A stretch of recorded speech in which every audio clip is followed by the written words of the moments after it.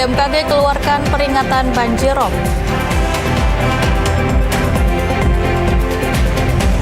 Warga korban banjir terus mendapatkan bantuan. Para perajin perhiasan tembaga Kabupaten Banjar tembus pasar internasional.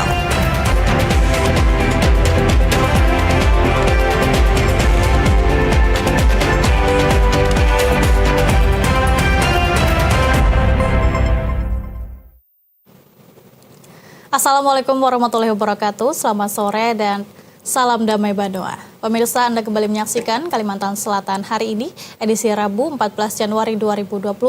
Selama kurang lebih 60 menit ke depan, kami akan sampaikan rangkaian peristiwa dalam Kalimantan Selatan hari ini. Bersama saya Syarifah Nanas, inilah Kalimantan Selatan hari ini selengkapnya.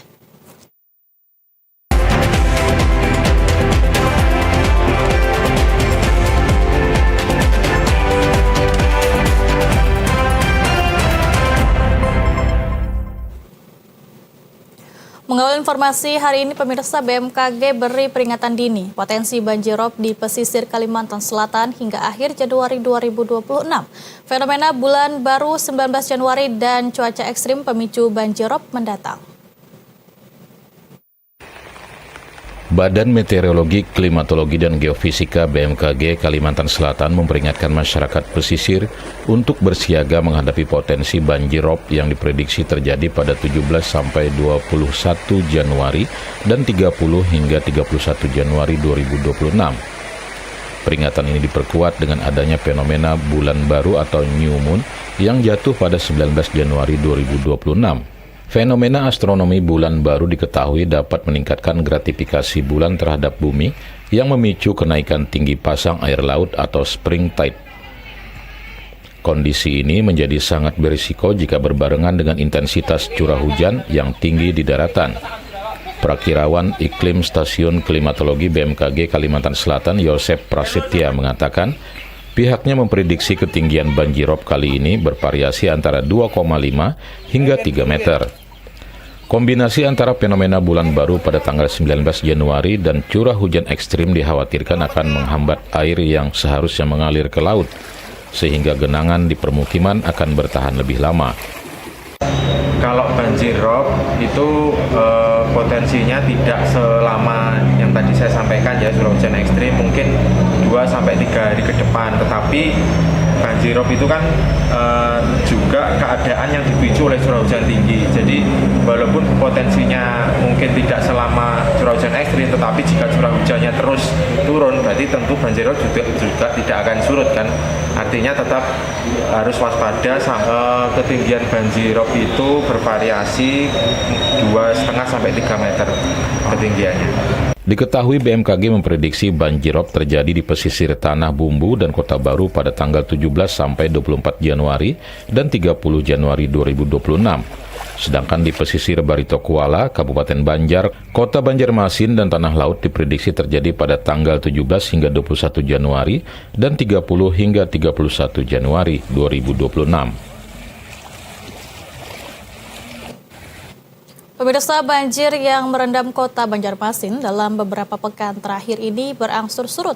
Meski demikian, kondisi ini menyisakan persoalan baru bagi warga, yaitu rusaknya infrastruktur jalan di berbagai titik akibat terendam air dalam waktu lama. Banjir di Kota Banjarmasin mulai surut, namun menyisakan rusaknya jalanan di berbagai titik karena terendamnya air berhari-hari. Seperti terjadi Jalan Beruntung Jaya, Kelurahan Pemurus Dalam terdapat lubang yang kecil hingga besar. Muhammad Sofiani selaku Ketua RT mengaku kondisi ini menghambat aktivitas masyarakat, namun juga mengancam keselamatan para pengendara yang melintas. Ini untuk jalan rusak ini sudah lama kah, Pak? 1 bulanan. Ini diakibatkan oleh apa, Pak? Hujan dan air yang pasang. Jadi kan ya hujan, air pasang, jadi memang air hujannya juga airnya tinggi, terus air pasang juga menggenang. Ada 2 atau 3 orang yang jatuh. Bahkan ada yang ibu-ibu sama anaknya jatuh, terus HP ibunya juga jatuh. Pemerintah melalui Dinas PUPR Kota Banjarmasin akan terus berkomitmen untuk segera lakukan pembenahan jalanan yang rusak. Hal ini sesuai dengan pengaduan masyarakat dari kanal Instagram WhatsApp Dinas PUPR Kota Banjarmasin. Warga berharap adanya langkah jangka panjang berupa pengerukan sungai di sekitar agar aliran air lebih lancar dan tidak kembali merendam jalan saat curah hujan tinggi. Dalam upaya mengurangi dampak banjir dan genangan yang masih merendam di kawasan Gatot Subroto, pemerintah Kota Banjarmasin melakukan pengerukan Sungai Gatot tepat di depan POM Banjarmasin. Dalam rangka normalisasi sungai dan mengurangi dampak banjir yang masih terjadi di beberapa kawasan di daerah Gatot Subroto, Kelurahan Pengambangan, Banjarmasin Timur, pemerintah Kota Banjarmasin mulai melakukan pengerukan. Salah satunya di Sungai Gatot Subroto, Banjarmasin, tepat di depan POM Banjarmasin. Pengerukan menggunakan ekskavator ini dengan mengangkat lumpur yang selama ini membuat sungai menjadi surut. Lumpur selanjutnya diangkat dan dibuang agar sungai menjadi dalam dan bisa menambah volume air yang tertampung. Pengerukan ini dilakukan oleh Dinas PUPR Kota Banjarmasin. Sebelumnya, saat meninjau pengerukan, Wali Kota Banjarmasin HM Yamin menegaskan upaya ini dilakukan dalam rangka mengembalikan fungsi sungai dan mengurangi dampak banjir di sekitaran Gatot Subroto, Banjarmasin.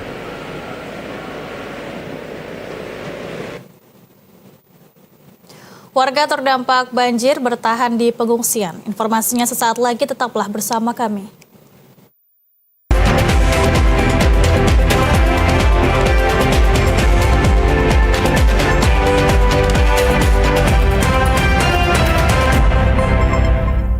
Pemenuhan gizi dalam masa pertumbuhan anak menjadi salah satu syarat mutlak membangun generasi unggul sebagai fondasi Indonesia Emas 2045.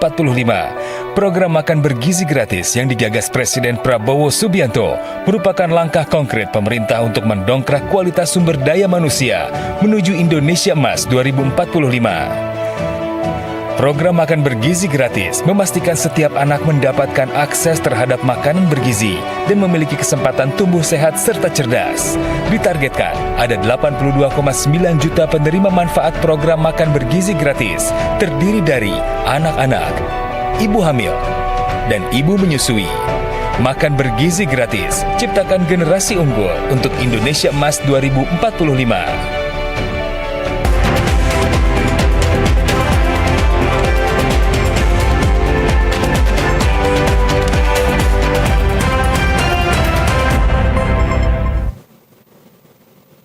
Terima kasih Anda masih bersama kami di Kalimantan Selatan hari ini. Pemirsa, air banjir berangsur surut. Sejumlah warga di RT 2 Landasan Ulin Selatan Kota Banjarbaru memilih bertahan di tenda pengungsian. Rumah masih terendam dan akses jalan tergenang air menjadi alasan warga masih bertahan. Kondisi memprihatinkan masih dialami sejumlah warga di RT 02 Kelurahan Landasan Ulin Selatan Kota Banjarbaru. Hingga hari ini beberapa orang masih memilih bertahan di posko pengungsian darurat karena rumah mereka masih terendam luapan air. Namun bertahan di pengungsian bukan berarti mendapatkan istirahat yang tenang. Lokasi pengungsian yang berada di pinggir jalan raya membuat warga harus bergelut dengan kebisingan setiap malamnya. Kondisi ini telah berlangsung selama 2 pekan terakhir. Salah seorang pengungsi, Rusmini, mengatakan sebelumnya ada 4 kepala keluarga yang mengungsi karena air telah berangsur surut. Pengungsi lainnya mulai kembali ke rumah masing-masing. Hanya menyisakan ia dan keluarganya yang bertahan karena air masih menggenangi bagian dalam rumahnya. Sedangkan untuk mobilitas ke rumah ia menggunakan perahu kecil. Masih dalam jalannya, makanya kami berjongkok. Dalam rumah masih baiknya. Berapa orang asalnya di sini? 4 kakak. Selawas pian di sini Del, ada gegaringan lah. Alhamdulillah kadepang lah. Tapi guring deh, mau dia terganggu motor lewat. Apa terganggunya tuh? Suara kah atau apa? Bunyi motor kena laju, ini ya kena angin bergerak. Tendanya bergerak. Kondisi air di dalam rumah warga dilaporkan mulai berangsur surut namun masih tergenang.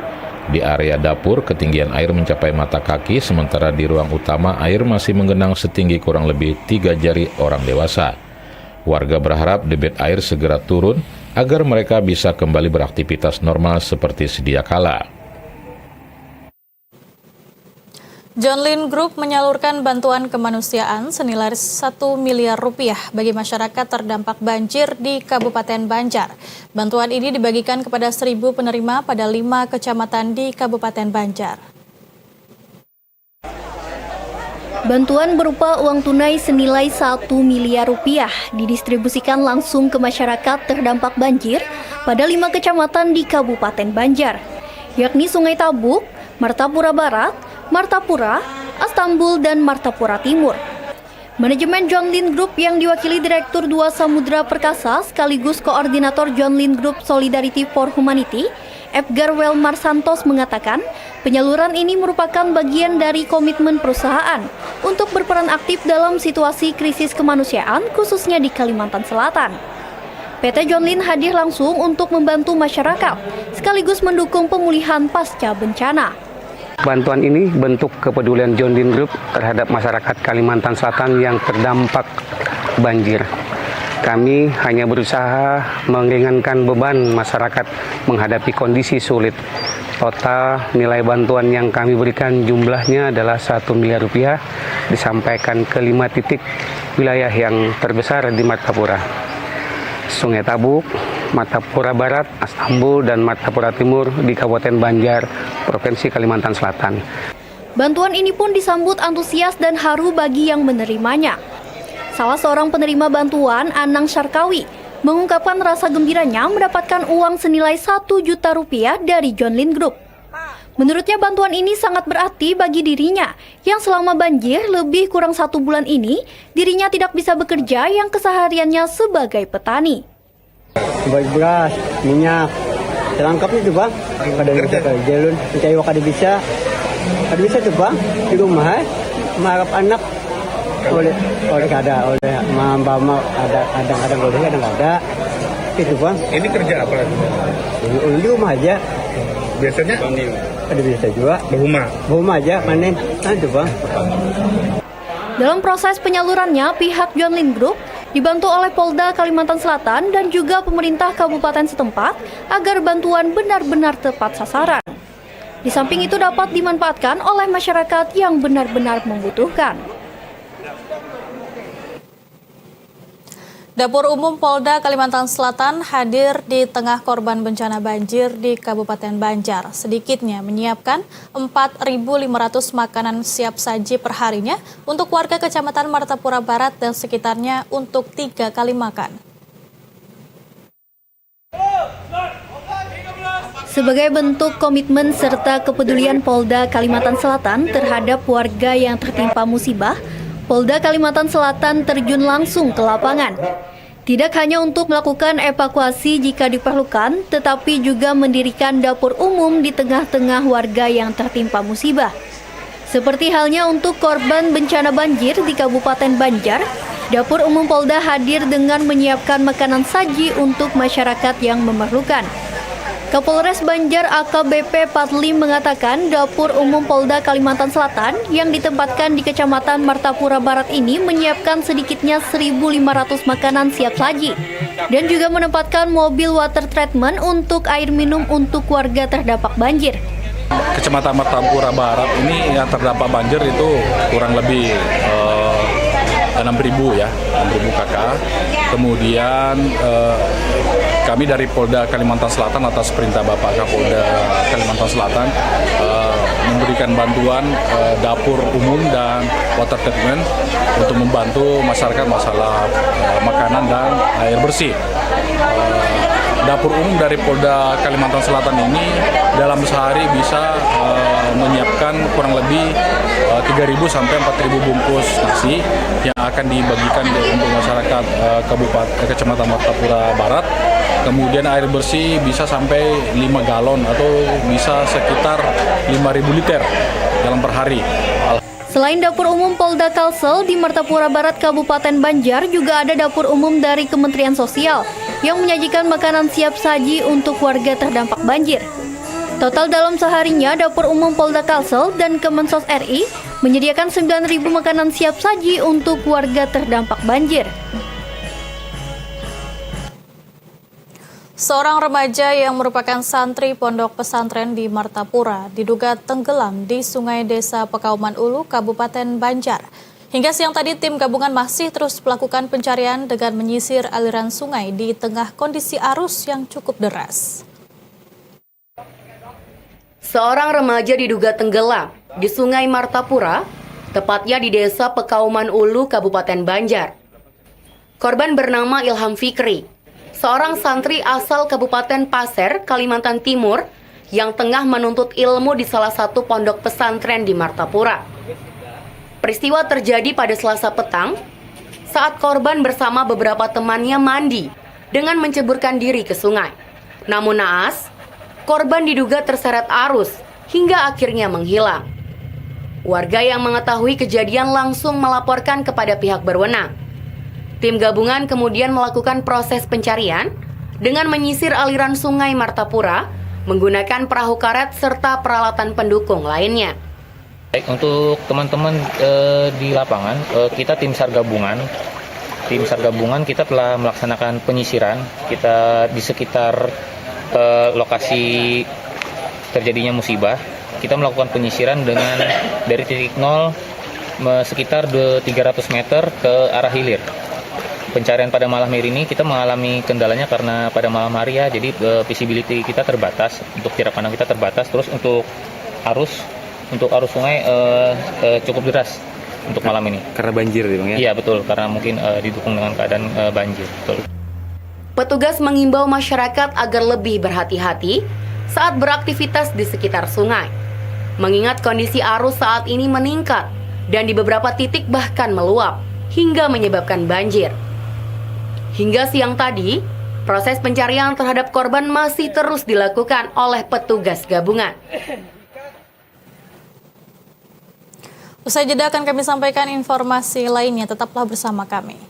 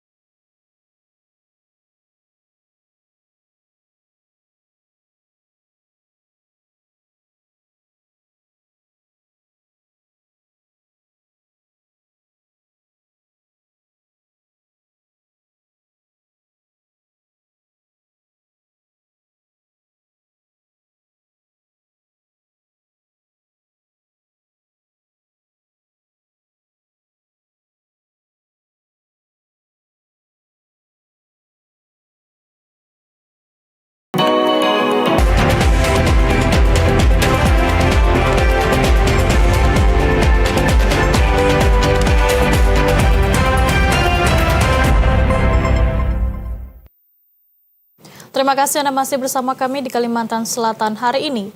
Pemirsa, pencuri bollard atau tiang pembatas trotoar Jalan Panglima Batur Kota Banjarbaru berhasil diringkus kepolisian. Dari pengakuan pelaku, total ada 32 bollard yang dicuri selama 3 bulan terakhir.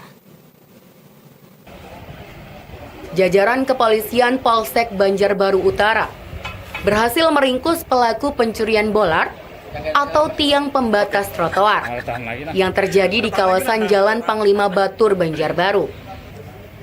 Penangkapan ini dilakukan penyelidikan mendalam dan melacak jejak pelaku melalui pengintaian di lokasi hingga pemeriksaan rekaman kamera pengawas atau CCTV di sekitar lokasi kejadian.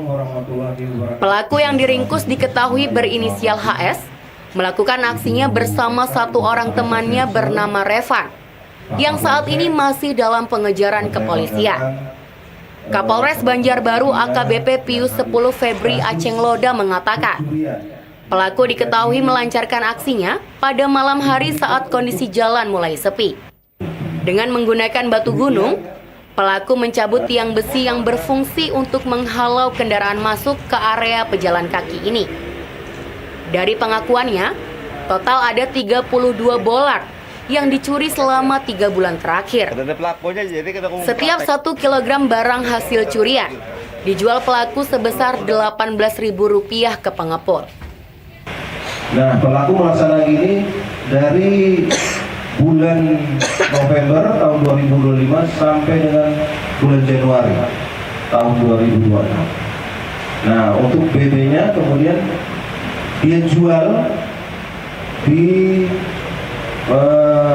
penampung barang rongsokan di Trikora, dan saat ini untuk penadah kami juga sudah memproses, memang tidak ditahan karena ada pertimbangan penyidik.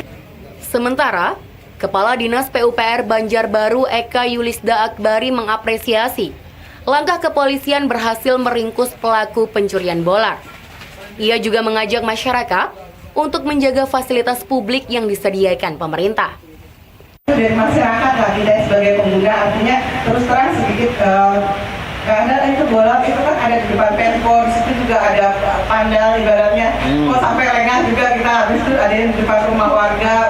Terus terang warga itu juga ada cerita, ada loh Bu bunyi ibaratnya orang mencatuk-catuk lah ibaratnya. Tapi kok tidak ada gitu loh, mencoba untuk keluar mencegah dan apa-apa, padahal kan itu fasilitas yang kita siapkan untuk mereka. Kita menjawab kita bersama lah untuk menjaga itu. Dari aksi pencurian ini, pemerintah Kota Banjarbaru mengalami kerugian sebesar Rp233 juta. Saat 1 orang pelaku beserta barang bukti diamankan di Mapolsek Banjarbaru Utara untuk proses penyelidikan lebih lanjut.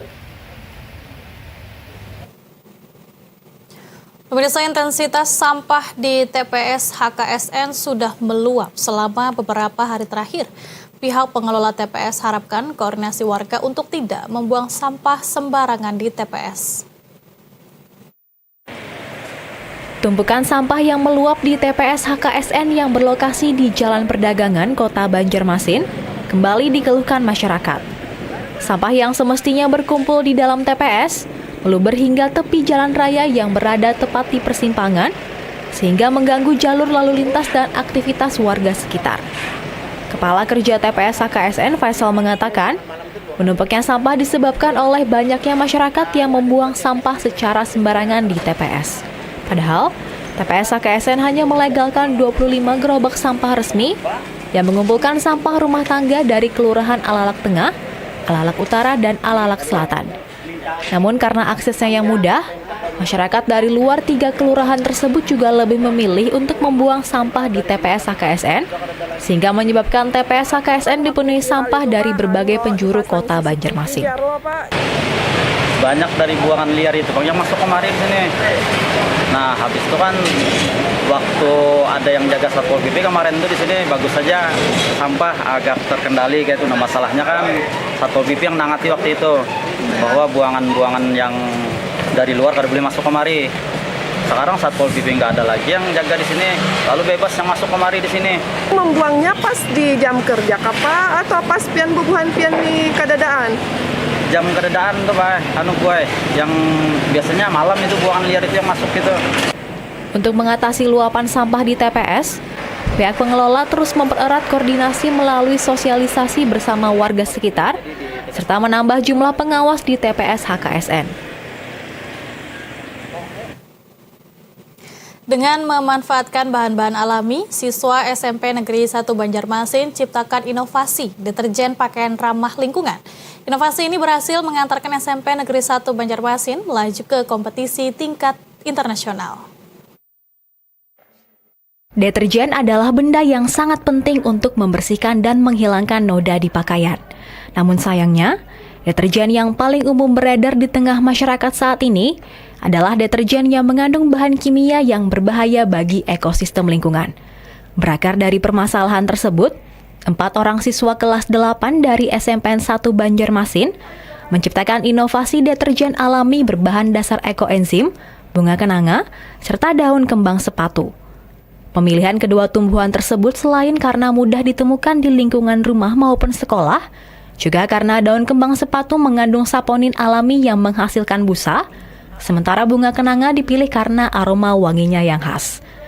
Siswa SMPN 1 Banjarmasin, Sanas Aisyah Janita mengatakan, Pembuatan deterjen alami ini merupakan bentuk kepedulian mereka kepada lingkungan. Dengan begitu, limbah hasil cuci pakaian tidak mengganggu ekosistem lingkungan yang terdampak. Deterjen konvensional yang biasa ada di toko-toko itu mengandung surfaktan sintetis. Nah, itu bisa menyebabkan kerusakan ekosistem air seperti alga bloom, terus juga bisa mencemari lingkungan dan juga bisa membuat ikan-ikan mati. Nah, jadi kita berinovasi membuat deterjen ramah lingkungan berbasis ekoenzim, hibiscus leaf, sama bunga kenanga. Proyek inovasi yang diberi nama Chasjus Bioenzym, Environmentally Friendly Aromatic Detergent from Hibiscus Leaves and Kenanga Flower ini digarap selama kurang dari 2 minggu. Maka dari itu, siswa, guru, beserta orang tua siswa berkolaborasi penuh untuk mendukung keberhasilan inovasi yang akan melaju ke kompetisi internasional Global Youth Invention and Innovation Fair di Bogor 15 Januari 2026 mendatang. Koordinator proyek Nurul Herliani mengatakan, pihak sekolah sangat mengapresiasi inovasi yang dilakukan oleh siswanya. Karena inovasi ini berhasil menjadikan SMPN 1 Banjarmasin sebagai satu-satunya perwakilan dari regional Kalimantan bersaing dengan ratusan peserta lainnya dari 9 negara. Pertama, ya kami bukan cukup bangga lagi, sangat bangga dengan anak-anak kami yang punya inovasi ini. Satu, mereka mewakili sekolah kami SMP 1. Kedua, mewakili kota Banjarmasin. 3, Provinsi Kalimantan Selatan. Dan keempat, regional Kalimantan. Jadi di sana nanti kita bersaing dengan beberapa sekolah, tapi lebih banyak cenderung sekolah swasta. Yang seperti sekolah Lab School, Taruna Nusantara yang udah punya nama gitu loh. Jadi, tapi kita tidak pernah ke anak-anak kita tuh istilahnya memutuskan angan. Oh, kalau kalian punya kemauan, punya keinginan, motivasi ada, kemampuan ada, dukungan sekolah, orang tua kuat, kenapa kita tidak maju aja? Teruskan, apapun hasilnya kalian sudah do the best. Tidak hanya ramah lingkungan, deterjen pakaian alami ini juga menjadi solusi tepat untuk membersihkan noda di kain khas daerah kain Sasirangan. Karena tidak melunturkan warna yang biasanya terjadi jika menggunakan deterjen berbahan dasar kimia. Fakultas Keguruan dan Ilmu Pendidikan FKIP Universitas Lambung Mangkurat Banjarmasin bersiap menuju akreditasi internasional setelah dinyatakan memenuhi persyaratan Accreditation, Certification and Quality Assurance Institute (EQUIN), yakni lembaga akreditasi internasional dari Jerman, dijadwalkan akan melakukan visitasi lapangan pada 12 hingga 14 Februari mendatang. FKIP ULM Banjarmasin terus matangkan persiapan jelang visitasi akreditasi internasional oleh Lembaga Akreditasi Internasional EQUIN Jerman yang dijadwalkan akan berlangsung pada 12 hingga 14 Februari mendatang. Wakil Ketua Dekan Bidang Akademik FKIP ULM, Profesor Desi Arisanti, ditemui di sela rapat persiapan akreditasi internasional mengatakan, kesiapan dimatangkan bukan hanya mencakup sarana prasarana, namun juga aspek lainnya yang masuk dalam poin penilaian oleh EQUIN, termasuk sarana prasarana bagi mahasiswa disabilitas dan K3. Pola penilaian yang juga dilaksanakan secara online dan visitasi langsung juga disiapkan dan disesuaikan dengan waktu dari tim EQUIN dengan perbedaan waktu antara Jerman dan Kalimantan Selatan. Yang pertama mungkin persiapan sarana prasarana, terutama untuk kedatangan mereka nanti meskipun nanti akan lewat Zoom online ya, lewat Zoom, tetapi juga ada nanti dari pihak EQUIN yang datang ke sini. Jadi kami menyiapkan untuk ruang kelas, untuk lab, kemudian juga sarana prasarana untuk mahasiswa disabilitas dan sarana untuk K3, karena itu merupakan salah satu komponen yang harus ada di dalam dokumen besar yang kami kirimkan ke pihak EQUIN. Nah, kemudian juga kami menyiapkan pada saat hari H-nya, termasuk tadi ruangan mana yang kami pakai untuk Zoom-nya, karena nanti kan ada beberapa sesi, termasuk sesi dengan pihak universitas, dengan fakultas, dengan jurusan, termasuk juga sesi dengan alumni, dengan mahasiswa dan dosen. Jadi kami menyiapkan ruangan mana, karena cukup banyak, ada 9 jurusan yang akan akreditasi internasional. Ketua Lembaga Penjamin Mutu dan Pengembangan Pembelajaran LPMPP ULM, Profesor Agung Nugroho, dan Ketua Lembaga Penjamin Mutu LPM FKIP ULM, Dr. Ananda Setiawan mengatakan, FKIP-ULM telah melakukan persiapan akreditasi internasional sejak 2 tahun lalu, yang tak hanya mencakup sarana prasarana, namun juga berbagai poin penilaian lainnya untuk 9 program studi. Dari 90% persiapan yang telah dilakukan, pihaknya optimis mampu mencapai persyaratan yang ditentukan oleh Akwin. Secara sebenarnya panjang ya, dari dokumen macam itu kita tinggal satu langkah untuk acara visitasi, jadi mungkin bisa disimpulkan 90% ya. Jadi sudah sangat siap ya Pak ya? Insya Allah sudah siap, ya. Dari 9 Pak, ini kan sudah katakan sudah unggul ya, lalu kemudian dari nasional, 9 nasional, lalu kemudian ke internasional. Ya, itu. Optimis tidak Pak untuk mendapatkan? Oke, baik. Jadi kita optimis karena kita sudah melihat apa sih menjadi requirement ya, menjadi syarat mereka, kita sudah memenuhi semua. Kalau dari situ kita melihat, kita optimis bisa mencapai persyaratan yang ditentukan oleh mereka gitu. Universitas Lambung sendiri kan sebenarnya baru 5 ya kalau saya tidak salah, itu yang terakreditasi internasional, dan kita di fakultas itu ada 9 dari 21, dan kami dari unit penyamanan itu sebenarnya merasa ini tertantang gitu ya. Nah, terkait dengan persiapan, sebenarnya ini kita udah persiapan mungkin lebih dari 2 tahun gitu ya, dari sarpras, kemudian dokumen dan seterusnya. Dan kemudian sebenarnya kami di fakultas juga sudah sering akreditasi gitu ya, nasional juga, dan alhamdulillah dari 21 program studi kita sudah unggul semua. Dan kami merasa ini sebuah tantangan yang menurut kami juga satu peluang gitu ya untuk meningkatkan reputasi di fakultas kami. Dan untuk persiapan sendiri alhamdulillah. Sebelumnya torehan prestasi gemilang terus diukir FKIP-ULM dengan 21 program studi sarjana mengantongi akreditasi unggul. Dengan 9 prodi menuju akreditasi internasional Akwin diharapkan akan semakin meningkatkan daya saing global, peningkatan mutu berkelanjutan, dan menguatkan posisi ULM sebagai institusi pendidikan unggul di Kalimantan. Sesaat lagi akan kami sampaikan informasi seputar perakiraan cuaca. Tetaplah bersama kami.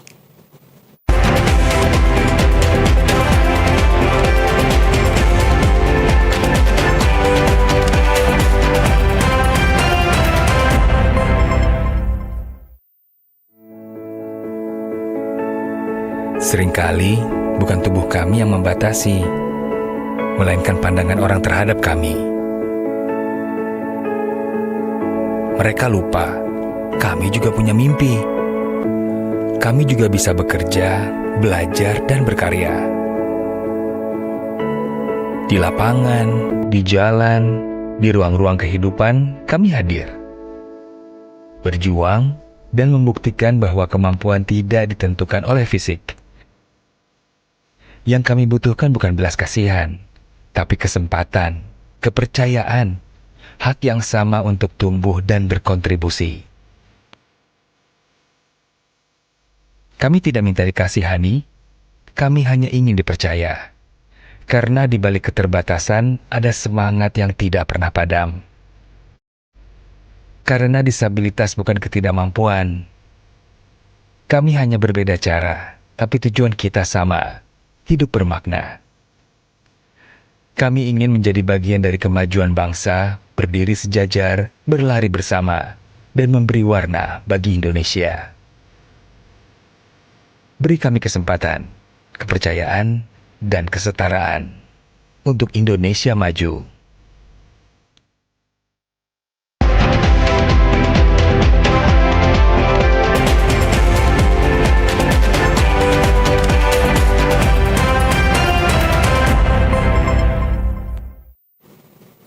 Pemirsa, berikut perakiraan cuaca esok hari Kamis 15 Januari 2026. Informasinya akan disampaikan perakirawan Putri Cahayaningsih dari Stasiun Meteorologi Syamsudinor, Banjarmasin. Halo Sobat Cuaca, jumpa lagi dalam tayangan update perakiraan cuaca wilayah Kalimantan Selatan yang berlaku untuk esok hari Kamis 15 Januari 2026 bersama saya Putri Cahayaningsih, perakirawan Stasiun Meteorologi Syamsudinor, Banjarmasin. Sobat Cuaca, berdasarkan perakiraan dinamika atmosfer esok hari, diperkirakan terdapat bibit siklon tropis 91W di utara Papua serta terdapat pusat tekanan rendah di selatan Bali.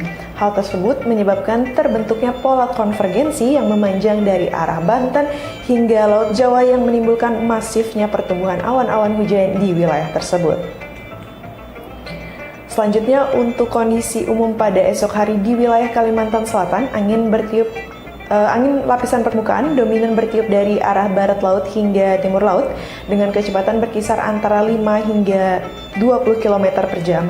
Kemudian suhu udara berkisar antara 23 hingga 32 derajat Celcius dengan nilai kelembapan berkisar antara 57 sampai 99%. Kemudian untuk cuaca pada pagi hari secara umum berawan di seluruh wilayah Kalimantan Selatan.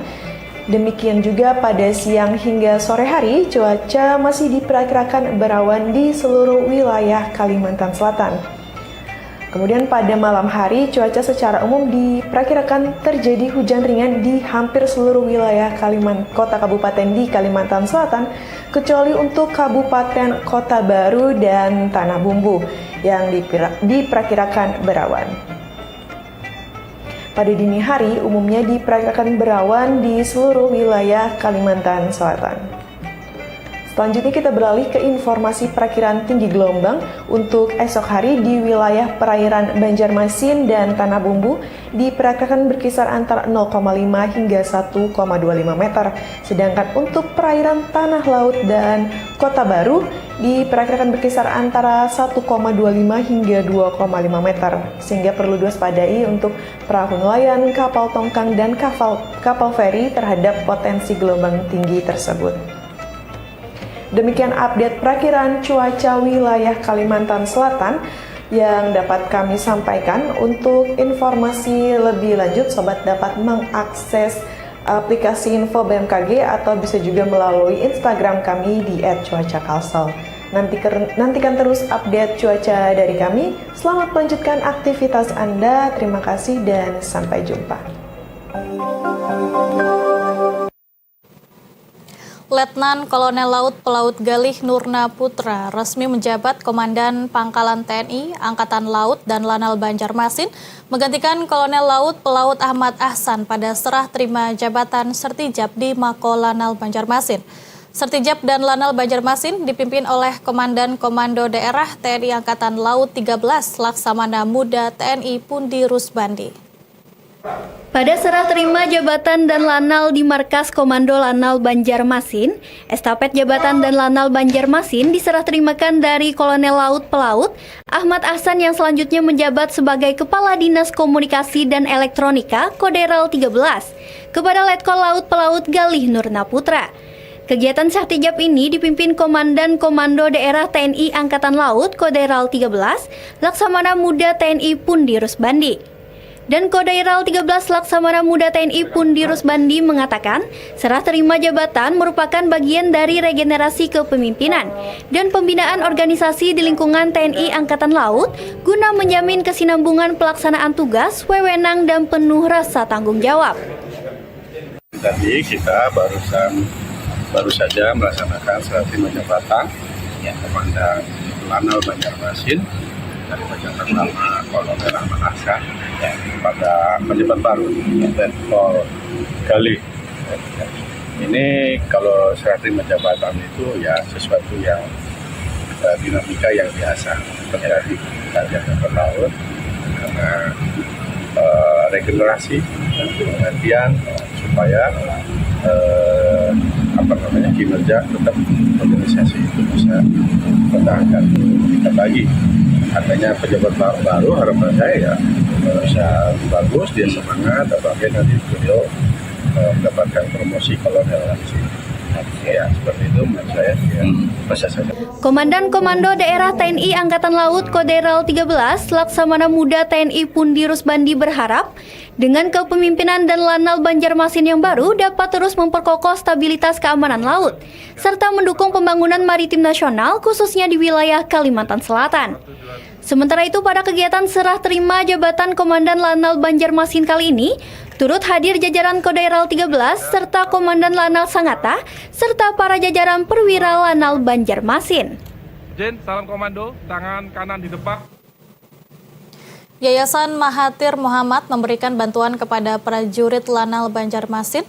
Diharapkan bantuan ini dapat menambah motivasi kerja prajurit Lanal untuk Banua dan negeri ini. Kegiatan silaturahmi dan makan bersama Yayasan Mahathir Muhammad Zain dengan prajurit Lanal Banjarmasin yang bertema dari kebersamaan lahir cinta tanah air yang berlangsung di gedung Mustafa Ibrahim, Mako Lanal mendadak riuh setelah Ketua Yayasan Muhammad Zainal Fahmi menyampaikan akan memberikan bantuan untuk prajurit Lanal Banjarmasin.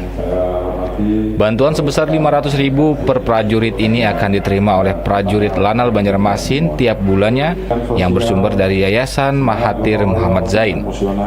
Ketua Yayasan Mahathir Muhammad Zain, Muhammad Zainal Fahmi mengatakan, bantuan ini merupakan bentuk kepedulian dari Yayasan Mahathir Muhammad Zain untuk prajurit Lanal. Diharapkan bantuan ini mampu memberikan semangat baru para prajurit Lanal Banjarmasin dan memberikan manfaat bagi yang menerimanya. Sementara itu, dan Lanal Banjarmasin Kolonel Laut Pelaut Ahmad Ahsan mengapresiasi kepedulian Yayasan Mahathir Muhammad Zain terhadap para prajurit Lanal Banjarmasin.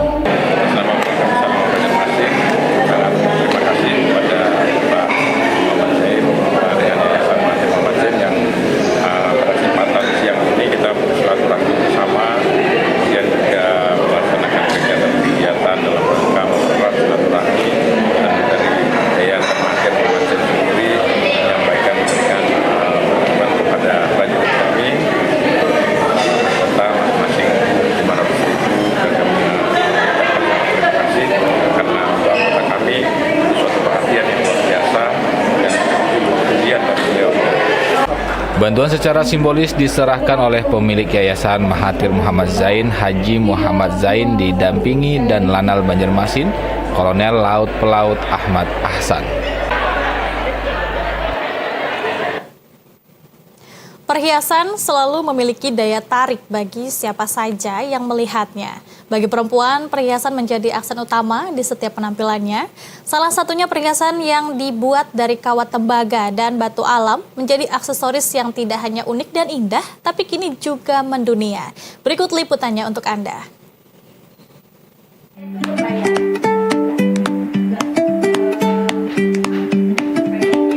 Kawat tembaga, jika di tangan orang yang tepat, akan menjadi sebuah karya yang luar biasa. Tembaga tidak hanya bisa digunakan sebagai bahan baku pembuatan alat komponen listrik, tetapi di tangan orang yang memiliki jiwa seni dapat menghasilkan karya seni aksesoris yang memukau mata. Berawal dari hobi, seorang perempuan muda, Rini Hidayati, mencoba membuat karya tangan berbahan kawat tembaga menjadi berbagai model aksesoris yang kini hasilnya mendunia. Kawat tembaga dipadu dengan beberapa jenis batu seperti jasper, larimar, turquoise, blue topaz, peridot, moss agate, ruby, juga druzy, kawat tembaga, manik, tali, dan peniti. Dengan alat bantu tang, Rini Hidayati menghasilkan karya bros, gelang, hingga kalung mewah yang digandrungi warga mancanegara. Saya belajar secara otodidak beberapa macam skill yang kemudian akhirnya saya lebih suka sini arahnya, karena pertama alasannya adalah karena bahannya itu terjangkau, dan kedua juga daya minat pasar dari pembeli juga lebih bagus kayak gitu. Jadi harganya itu lumayan bagus, dan juga bahan bakunya yang mudah didapat di daerah kita. Pembuatan satu jenis aksesoris memiliki durasi yang berbeda sesuai kesulitan dan model aksesorisnya. Untuk membentuk suatu bentuk aksesoris dengan satu ukuran kawat, haruslah menggunakan tenaga yang terukur. Melihat sifat kawat yang berbeda-beda, ada yang lentur maupun yang kaku. Menghasilkan satu buah aksesoris bros memakan waktu 3 hingga 5 jam bagi pemula. Demikian juga kalung mewah ini yang dibuat dalam waktu 3 hari. Dari berbagai pilihan karyanya, model kalung yang banyak digandrungi warga mancanegara seperti Amerika dan Spanyol. Satu buah kalung dibanderol di harga 100 hingga 300 US dollar di pasar internasional. Untuk dalam negeri, Rini Hidayati memasang harga sesuai pangsa pasarnya. Perhiasan adalah aksen utama bagi perempuan. Bukan hanya sebagai simbol kepercayaan diri, tapi juga menjadi simbol keanggunan yang memikat hati.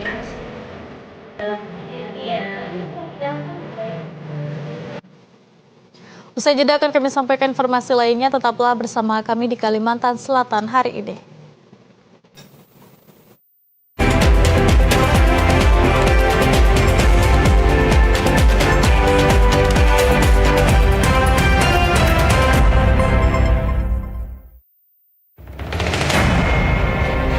Setiap hari, laut terus mengikis daratan kita. Namun ada benteng alami yang mampu melindungi, mangrove.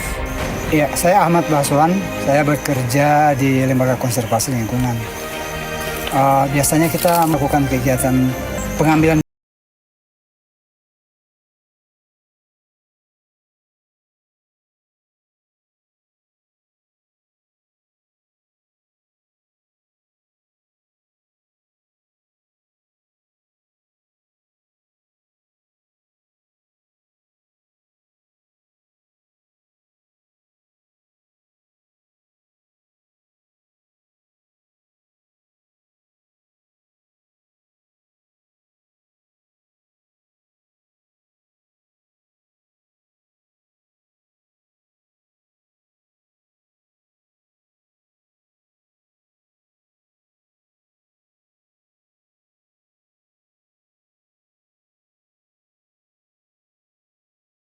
ini, dan kalau perlu, mari kita sama-sama untuk melakukan konservasi mangrove bersama.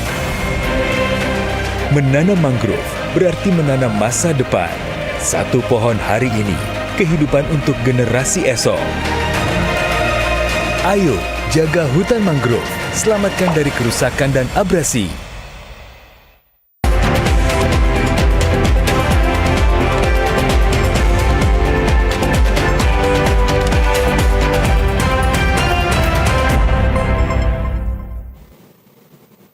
Pemirsa, berikut kita ikuti laporan informasi lalu lintas dari 13 kabupaten kota di Kalimantan Selatan, kerjasama TVRI dengan Direktorat Lalu Lintas Polda Kalimantan Selatan. Laporan hari ini disampaikan Bribda Muhammad Andre Setiawan dari Satlantas Polres Balangan. Assalamualaikum warahmatullahi wabarakatuh. Hai Sobat Polri, salam presisi. Bersama saya Bribda Muhammad Andre Setiawan dari Satuan Lalu Lintas Polres Balangan. Saat ini saya berada di Jalan Ahmad Yani, tepatnya di Simpang 3 menuju Rumah Sakit Balangan. Pada hari Rabu 14 Januari 2026, menginformasikan pantauan arus lalu lintas yang dapat kita saksikan dari arah Banjarmasin menuju Tabalong terlihat ramai lancar. Begitupun sebaliknya dari arah Tabalong menuju Hulu Sungai Tengah terlihat ramai lancar. Sampai saat ini arus lalu lintas terlihat aman dan kondusif.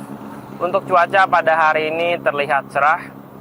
Kami informasikan juga bahwa sampai saat ini angka kecelakaan lalu lintas yang dilaporkan menurut data IRSMS selama bulan Januari adalah 3 kejadian, di mana 2 korban meninggal dunia dan 3 korban mengalami luka ringan dengan kerugian material sebesar 3 juta rupiah. Untuk itu kami himbau kepada seluruh pengguna jalan untuk selalu berhati-hati dan mematuhi aturan berlalu lintas. Lengkapi surat kendaraan Anda dan pastikan fisik dan kendaraan Anda dalam keadaan prima. Apabila Anda merasa lelah, segera beristirahat.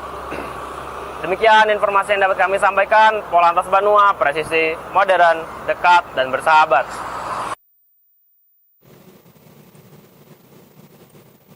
Di tengah musim hujan yang kerap membuat aktivitas warga menurun, geliat ekonomi justru masih terdengar dari kicauan-kicauan burung. Meski suasana lebih sepi dari biasanya, para penjual burung tetap pengais rezeki dari para pecinta burung.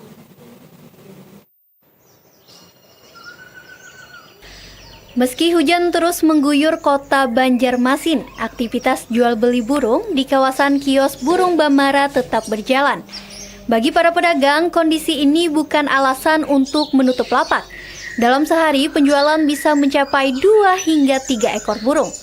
Jumlah ini memang jauh berbeda dibandingkan penjualan partai yang bisa mencapai 100 hingga 1000 ekor burung kecil. Beragam jenis burung berderet di sangkar yang menggantung, mulai dari burung konin, sogon, murai batu, kolong, hingga cocak hijau. Pedagang burung Sulaiman mengatakan mayoritas pembeli merupakan pelanggan lama. Selain melayani pembelian langsung, dirinya juga membuka penjualan secara online sehingga tak sedikit pembeli dari luar daerah. Apa yang beli luar daerah minta kirimi kayak Pangkalan Bun, Sampit, Palangkaraya. Ini tuh kan ada online-nya Kak, atau kayak Pak? Ada online-nya. Ya kiranya sudah ada langganan ya.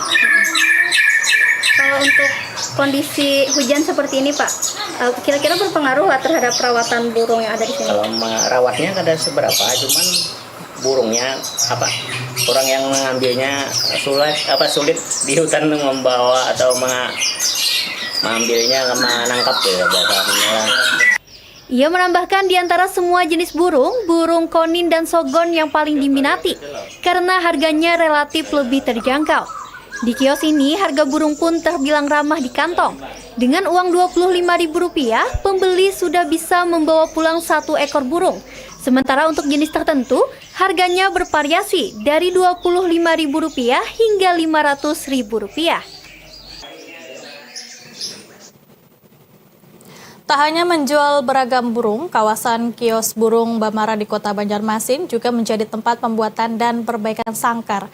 Di tangan seorang perajin yang telah menekuni profesi ini puluhan tahun, sangkar yang rusak kembali bernilai dan kayu mentah disulap menjadi rumah baru bagi burung peliharaan. Sejak memulai usahanya, perajin sangkar di salah satu kios burung Bamara ini setidaknya telah berpindah di 3 lokasi berbeda. Meski tempat berganti, keterampilannya masih sama, meracik sangkar satu persatu dengan penuh ketelitian. Hampir setiap hari ada saja pelanggan yang datang untuk memperbaiki sangkar. Kerusakan ringan seperti lapis patah menjadi pekerjaan yang paling sering ditemui. Untuk kerusakan ringan, ia bahkan tidak mematok harga. Pelanggan cukup memberinya secara sukarela. Namun, bila harus mengganti bagian tertentu, ditetapkan tarif berkisar Rp20 hingga Rp25.000. Tak hanya memperbaiki, pembuatan sangkar juga menjadi andalan. Bahan yang digunakan bervariasi, mulai dari kayu biasa hingga kayu ulin yang lebih kuat ketahanannya. Menurut Sulaiman, perajin sangkar, jika langsung dikerjakan, satu sangkar bisa selesai dalam waktu 1 hari. Modelnya pun beragam, sesuai permintaan pelanggan tergantung ukuran dan motif tertentu. Dirinya menganggap pekerjaan ini termasuk bagian dari seni, sehingga harus diolah sendiri karena diperlukan ketelitian dalam pembuatan sangkar. Mungkin artinya punya anak buah kayak itu Pak? Kada. Jadi prosesnya bukannya kada percaya pengelawan anak buah lah, cuman ini seni Bang, jujurnya kada kawa dianukan ke orang, sedikit aja kita melihat kada nyaman kan jorong tuh. Wah, sudah sama juga ngerti kayak gini bujur yang kan gampang, cuman kalau nyaman makunya kada pas kada nyaman dilihat tuh. Nah, apalagi orang sampai komplain, wah dia bilang asal-asalan ya. Artinya prosesnya dibuat sendiri Pak? Iya, teliti gitu. Awan dia tadi, namanya seni kan kita harus bujur-bujur keadaan, bujur-bujur ke kontrol menggawinya. Harga sangkar yang dibuat Sulaiman ini pun relatif terjangkau. Mulai dari harga Rp75.000, pelanggan sudah bisa membawa pulang sangkar berupa kerangka, hingga sangkar siap pakai sesuai pesanan. Di balik kesibukan penjualan burung, tangan-tangan terampil perajin sangkar ini terus bekerja menciptakan rumah baru untuk burung peliharaan. Meski era digital yang pesat terus berkembang saat ini, usaha percetakan khususnya di Kota Banjarmasin masih bertahan. Kunci utamanya setiap pemilik jasa percetakan di masa sekarang adalah menjaga kualitas cetak serta pelayanan yang menyesuaikan kebutuhan konsumen.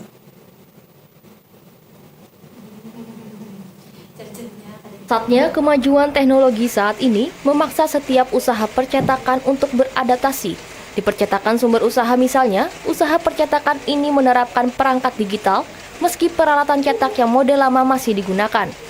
Pemilik percetakan Normuti mengatakan, usaha percetakan miliknya merupakan usaha warisan dari orang tua yang telah berdiri selama 32 tahun hingga saat ini.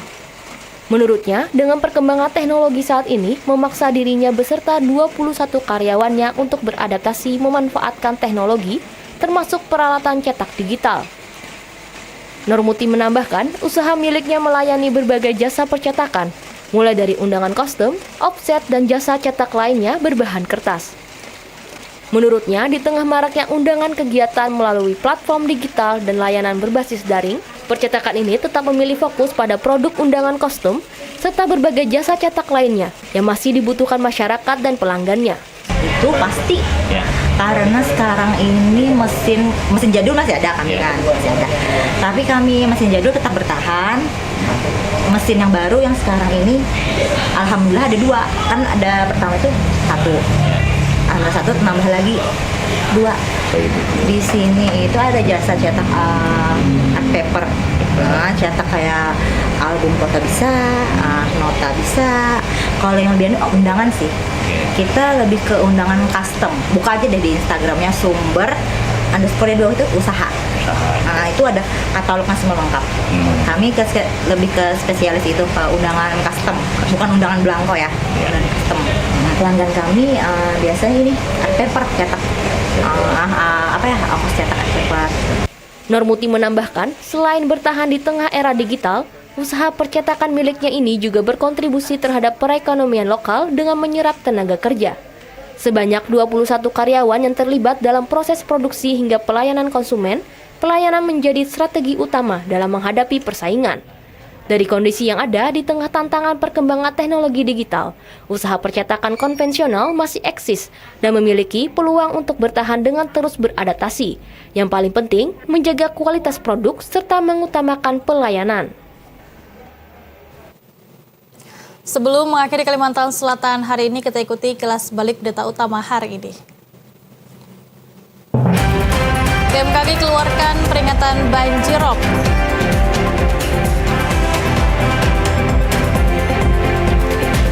Warga korban banjir terus mendapatkan bantuan.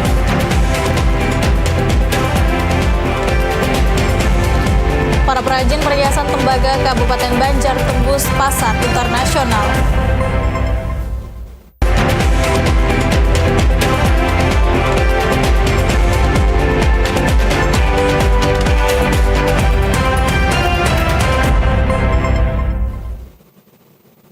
Pemirsa, informasi tadi sekaligus menutup perjumpaan kita. Demikian Kalimantan Selatan hari ini. Saya Syarifah Nanas, mewakili kerabat kerja yang bertugas pamit undur diri dari hadapan Anda.